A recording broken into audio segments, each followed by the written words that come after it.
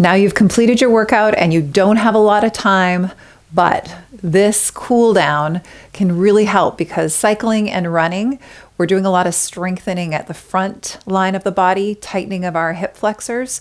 So we want to do just a few movements that can help to strengthen the back of the body for balance now.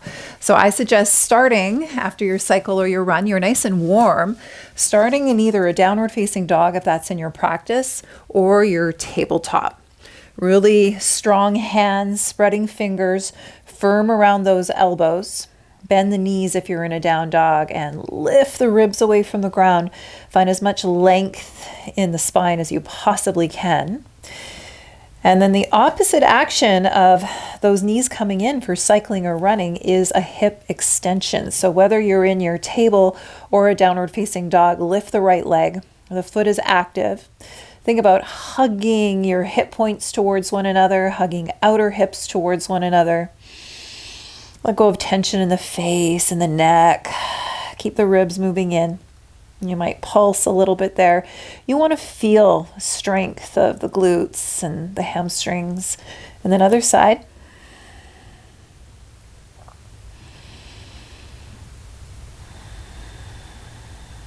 And whether you're in a down dog or a table, lifting and pulsing. And then come forward to your plank position. Yes, your knees can come down. Lift the face, firm around the elbows, lift the ribs, lift the abdomen. Lengthen the crown of the head away from your heels. You're stretching out the whole body now. Lower down the knees, keep the face and shoulders lifted. Dial those hands away from one another as you slowly lower. Come to the abdomen, anchor the tops of your feet, anchor the pubic bone area so the tailbone is long.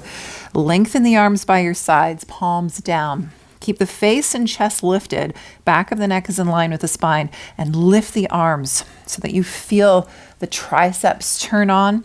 Kiss the shoulder blades towards one another. When you're cycling and you're running, right, your arms are out in front of you, and it's so easy for the shoulder blades to come off of those upper back ribs. So we really want to find them here. And then because you're warm, maybe it feels okay to lift the legs now as well.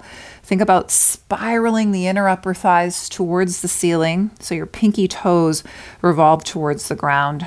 Glutes are strong. Feel all the muscles at the back of your body strong so you can stretch the muscles at the front of the body that have been likely shortened if you've been running or hiking or cycling. Good. From there, you don't have a lot of time. I remember in my running days, it was all I could do to get in my long run. And then I had to go on to the next thing. Well, I didn't stretch and I paid for it. So now this is a non-negotiable. Come on over to your back and come into a bridge pose. Make sure it's comfortable for your knees. Your feet are parallel. Thighs parallel too for a lot of people. That's helpful. Recruit those glutes. Tailbone long, core awareness. Shoulder blades, they're still on those upper back ribs. And really lengthen the crown of the head away from the tail. Back of the neck is long. A few slow, long breaths, especially those exhalations. You're not looking around though. Keep the gaze straight ahead so that the neck stays lengthened exactly where it is. And then not only are you strengthening the muscles at the back of the body here and giving the hip flexors a stretch, which they definitely need after running or cycling, after that repetitive movement, but with your slow breath and this gentle inversion here, you're calming yourself down. And let's come all the way down, and from here, thread the needle. Stretch for the outer hip. Lifted foot is active. This may be enough. You might lift. That may be enough. You might interlace the hands. And here I've got my left ankle at the right knee. Both feet are active. You're just looking for a workable stretch at the outer hip. I'm working with my left hip to begin. A few long, slow, deep breaths, and then you can switch.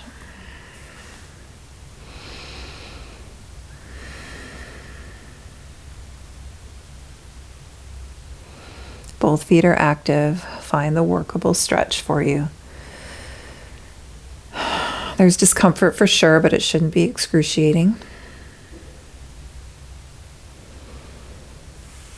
And then from here, hug both knees in. If it's comfortable, you can open up your knees, press knees into hands, hands into knees. Keep the tailbone really, really long. Now, this may be enough to stretch the inseam of the leg.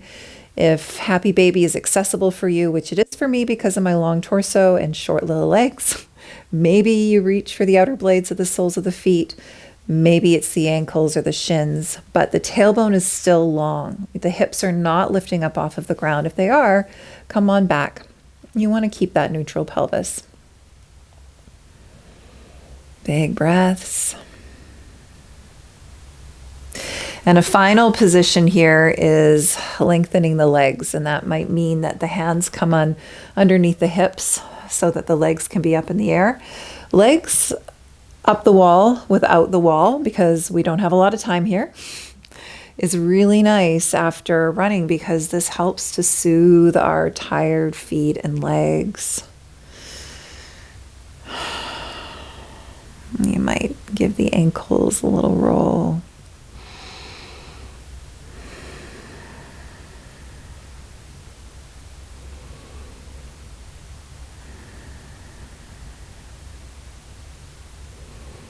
It's also helpful for digestion. Also helpful for relaxing the mind. If you happen to have the time, if your run was at the end of the day, you've got some space, maybe you do a formal legs up the wall here. You just scooch the hips so that your feet are completely supported by the wall. Or hug those knees in. Wait for a sense of equilibrium. Plant the feet. Thank your body. Continue to offer yourself deep, full breaths. Thank yourself for showing up for yourself in the way that you had planned to. May your movement be medicine. May your movement help to support your wellness goals, not just for your body, but for your mind and your heart as well. Thanks for joining me for this cool down.